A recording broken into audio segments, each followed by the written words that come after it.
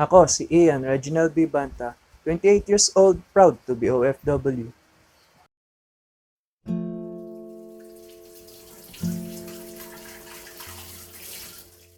Experience ko sa studies, nung nag-study kasi ako, medyo alam natin, nagloko ko noon dahil nga sa girlfriend, sa barkada, sa computer shop.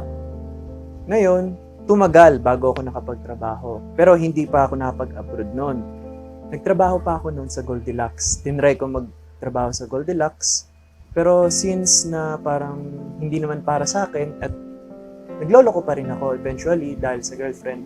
Instead na pupunta ako sa Goldilocks, pupunta ako sa girlfriend ko na napapaliwara na ako. So parang wala na nangyayari sa buhay ko. Wala naman akong parang sabihin natin na pangarap noon.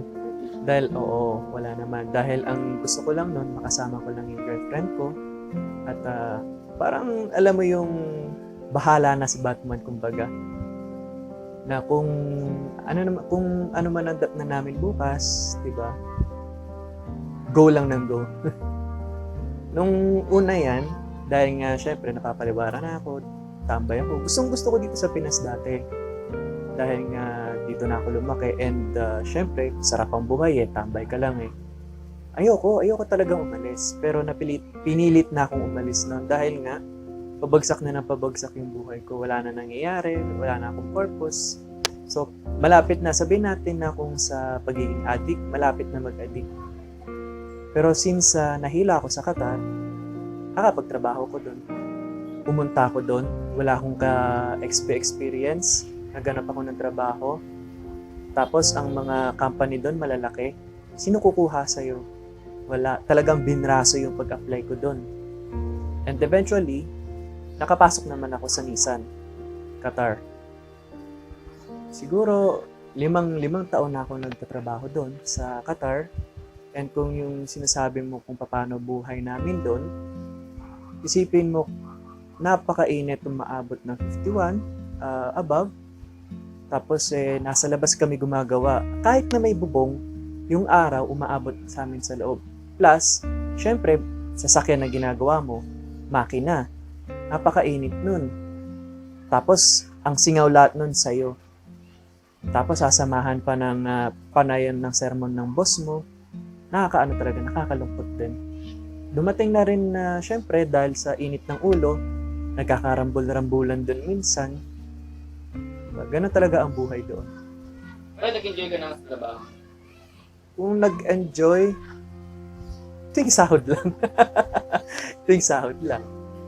Kahit naman sabihin natin na mahirap ang trabaho doon, nakaraan naman, kasama ko pa rin naman ang nanay ko doon, at ang uncle ko at ang buong family niya, mga cousin natin. Bumalik ako dito sa Pinas dahil sa balita nga ng pandemic. Dahil ang pandemic, napakahirap pag nalayo ka sa pamilya mo. Lahat sila nag-aalala sa'yo dahil sabihin man natin na hindi ka nurse, pero nasa frontline ka pa rin. Dahil nagtatrabaho ka, syempre sumasalubong ka sa lahat ng customer. Hindi ko nga alam na yung ibang customer na kausap, positive na pala. Kasi mga ibang tao doon, hindi talaga nila sasabihin na positive sila, tinatago pa nila, ayaw nila. Tapos pupunta sila kung saan ikipag-party pa. So napilitan na akong umuwi. Nung umuwi ako dito, binraso din yon.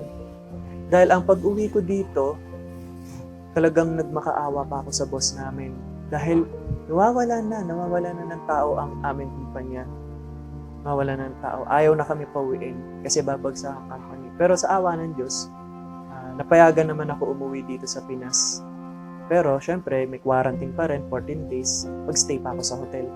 Masaya naman dahil nakauwi na ako dito kasama ko ng family ko. Pero sa kapalit naman nun, syempre, wala naman trabaho, wala makukuha pang trabaho dito. Dahil kauuwi ko lang, syempre kahit mag-isang taon na. Actually, nagsisimula na ako mag-apply sa South Korea naman. Kung hindi man dating trabaho ko, at least yung malaki-laki man ang sahod. Kung hindi ako umalis ng Pilipinas, hindi ako pumunta ng Qatar, hindi magbabago buhay ko.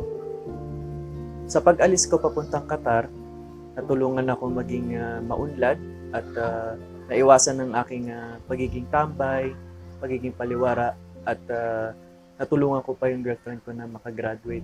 Isipin mo, kung hindi ako umalis pupuntang Qatar, sa kami pupulutin ngayon.